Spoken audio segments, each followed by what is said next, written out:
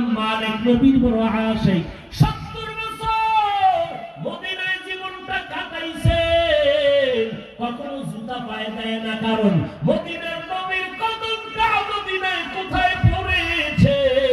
আমি জুতা পরিধান করে ওই জমিনের সাথে বেয়াদবি করতে চাই না। সেও মানুষ, তুমি বিড়ি টানো নামাজ বাদ দিয়া, তুমিও মানুষ। তোমার মতো মুখ হারাম রসুলের উম্মত না হইলে রসুলের কি ক্ষতি হবে? মাস্তানি করো কেন? তোমার মতো উম্মত রসুলের না হইলে রসুলের কি ক্ষতি হবে? হবে। বাহাদুরি করো কেন যে নামাজ না পড়লেও জান্নাতে যাব? তোমার মতো উম্মত আল্লাহ রসুল সুপারিশ না করলে কি হবে? তোমার অর্ডারে রসুল চলে? চালাকি করো কেন? নামাজ নাই, টুপি নাই, সুন্নাত নাই, সুদ ঘুষে ডুবে আছো, আবার বলো আমি রসুলের আশিক। লজ্জা করে না?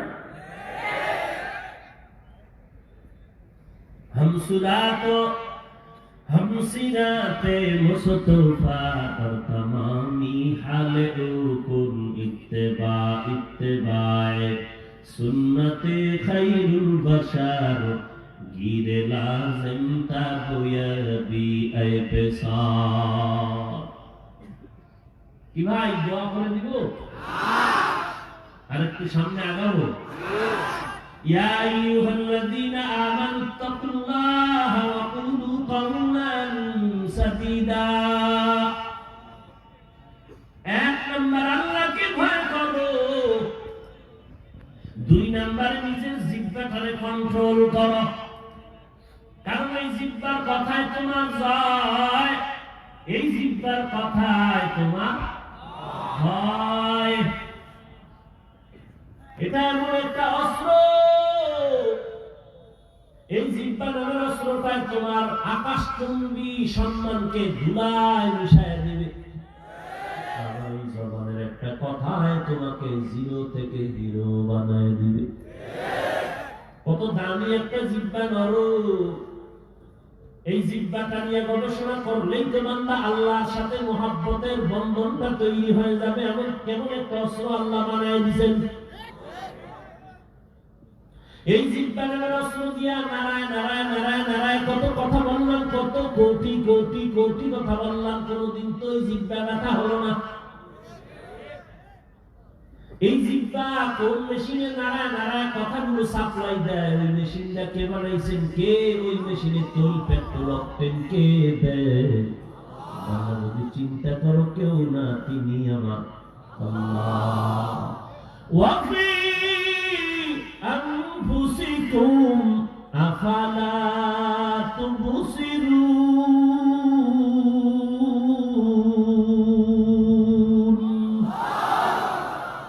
বান্দা আল্লাহরে কই তালাশ করো? আমেরিকা? ওরে নিজের মধ্যে তাকাও, দেখবা সেখানে আল্লাহর পরিচয় নিহিত আছে। কণ্ঠের আওয়াজের ভেতরে আল্লাহর কুদরতের পরিচয়। চেহারাটা আয়নার সামনে নিয়ে দেখো, আমার মালিকের পরিচয়। আল্লাহর কুদরতের দিকে তাকাও, জবানটারে হেফাজত করবে বান্দা, কারণ জবান এমন একটা অস্ত্র, এই জবানের একটা কথার দ্বারা ফাঁসির আসামি মুক্তি পেয়ে যায়।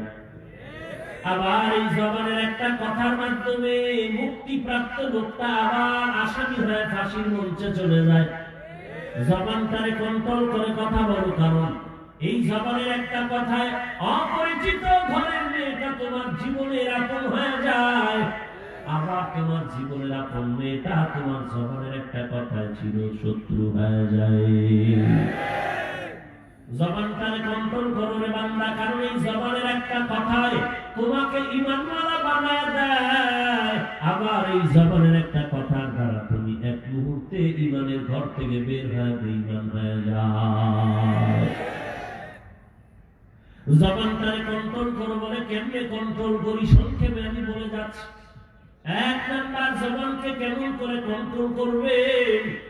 এই জবানটা দিয়ে আল্লাহর নিয়ামত মনে করে শুকর আদায় করবেন, কখনো মিথ্যা কথা বলবেন না। মিথ্যা কথা বলা কেমন? কি মিথ্যা বলা সওয়াব না গুনাহ? সাধারণ গুনাহ না বড়? এরপর আপনারা বলেননি।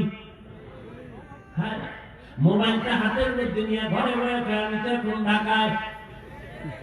হাসেন কেন? কাঁদেন? এত পাপ করছেন, করোনা এনে এসেনি, আপনার এই আকামের কারণে এসে। আকাম ছাড়েন, তওবা করেন, করোনাও চলে যাবে। আল্লাহর কাছে তওবা করবেন না, এই গজব আপনাকে ছাড়বে না। মিথ্যা কথা বলা মারাত্মক অপরাধ। ওয়াইলুল ইয়াউমাইযিল লিল মুকাজ্জিবিন। আল্লাহ বলেন ওয়াইল নামক জাহান্নাম মিথ্যাবাদীর জন্য। ওয়াইল নামক জাহান্নাম, মিথ্যা বড় মহাপাপ। হুজুরদের কাছে এসে পানি দম নেওয়ার দরকার নাই। জবানটারে পবিত্র বানায় যদি রাখো, জবান দিয়া আল্লাহরে যা বলবা আল্লাহ তা পূরণ করবে। জবানটারে হেফাজতের জন্য এক নম্বরে মিথ্যা কথা বলা যাবে না।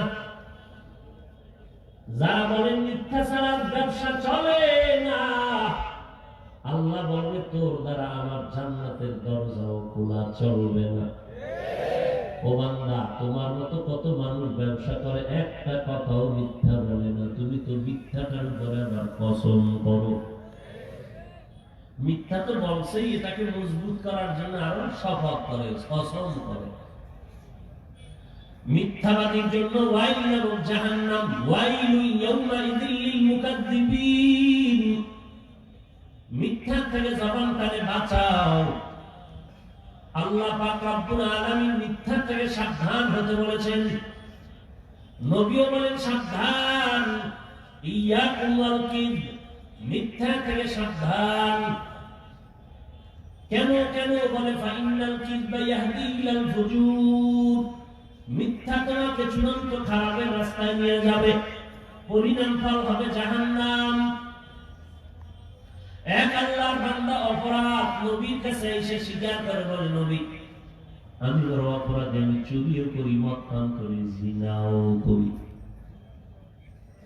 চুরিও করি, মদ পান করি, জিনাও করি। হ্যাঁ, এখন কোনটা আমি ছাড়বো আগে?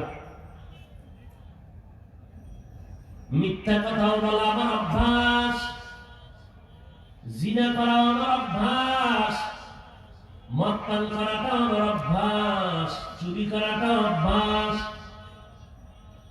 নবী চিন্তা করে বললেন, ও আল্লাহর বান্দা, তুমি চুরি করো, মদ পান করো, জিনা করো, যাই করো, এটার ব্যাপারে আমি পরে কথা বলবো। তুমি এখন একটা সবক নিয়ে যাও, মিথ্যা কথা তুমি বলবা না।